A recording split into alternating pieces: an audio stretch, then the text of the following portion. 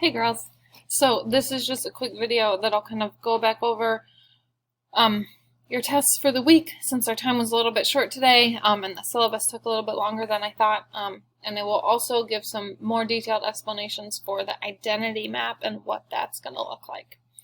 So the first thing, make sure your digital portfolio is shared with me. This is my email address. I have one of them, waiting on the second one. That's fine. No rush. Just make sure you share it at some point. 2 is the identity map. We're just doing the first part, so it's making a list of what makes you you. Excuse me, I'm so sorry. I just ate my snack. It was yogurt and granola. Number 3 is watching the learning styles video. Remembering that learning styles are not the only way that we learn. We learn in many different ways, but sometimes we have a preference of how we learn. So we have styles or ways that might work better for us that we might prefer. Number 4, take the learning styles quiz and research ways that you can make a learning style work for you. Number 5, take the what type of student are you quiz and research how you can improve on your strengths and weaknesses as a student. And remember, if you go to our Green 9th Grade Academy schedule, the learning styles video is right here. It's linked in this section right here on the Wednesday day. The learning styles quiz is linked right here, and there are some notes for how to research. The what kind of student are you quiz is right here under Thursday. Some notes for how you can research are right here. And then remember that this reflection is something we're going to do next week, so don't worry about doing that. And then let's go back to this list right here. And your identity map is, I'm going to pull up a PDF, excuse me. So this is out of a book that I'm slowly and surely reading called This Book is Anti-Racist by Tiffany Jewell. It's a really good book. It talks about racism and how that shows up in our society and things like that. But the reason I'm pulling parts of it, so we are not going to use the whole thing, and I don't want to give the impression that her words or her work are not worth it, or it's okay to skip over some parts. That is not my intention. That is not what I'm saying. It is valuable, it is worthy, it is necessary to do. But there are some parts of it that are going to meet us where we are at as learners and in our learning process that'll work better than others. So that's why I'm taking chunks of it. But one of the first chapters she talks about is identity, and so thinking about who we are as people, and how that impacts us and how we fit into the world and things like that. And it's a really good practice to have. It's something good to be aware of, to know like who you are and what makes you you, and why do you have some of those identities, and how do you fit into the world because of that. So I will email you this PDF as well. I'm not going to read all of it to you right now, but I'm going to read some chunks of it that I read with classes Monday and Tuesday, and that I will read with classes on Thursday and Friday. So the first one I'm going to read is right here. Who are you? You are you. You are the only one there is. There's so much that makes you who you are. Your identity is what makes you, you. It's all the parts that make you unique. You are made up of your family, your friends, your neighborhood, your school, what you see on social media and read in books, what you hear and listen to, what you eat, what you wear, what you feel, your dreams, the stories you cannot wait to share, and those you don't want to tell, and everything in between and all around. You are everything within you and everything that surrounds you. You are all the ancestors who have come before you, those you've never known, never heard of, never seen, and those you've passed on the street, sat next to, and snuggled near. I'm sure you've asked, who am I? And others have asked, who are you? How do you answer? How much of yourself do you share with others, if anything? This is who I was at 14. So this next page is just a list of ideas of who Tiffany was when she was 14 years old. She's in her early 30s now, so she's reflecting and thinking back to who she was as a 14-year-old. I'm going to skip over that. I'm not going to read this whole page, but there are some paragraphs I'm going to read. My cursor will be to the left of them as I'm reading them.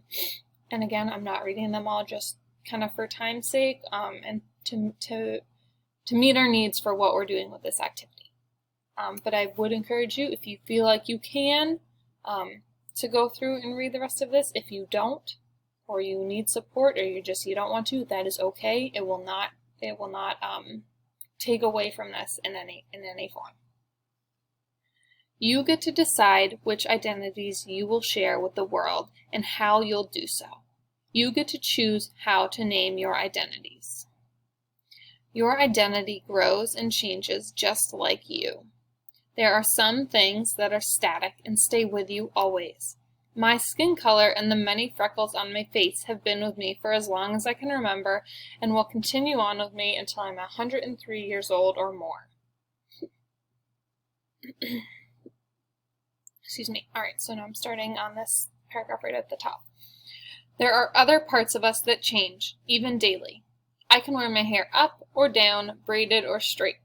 I can change the color and the length. It's all up to me.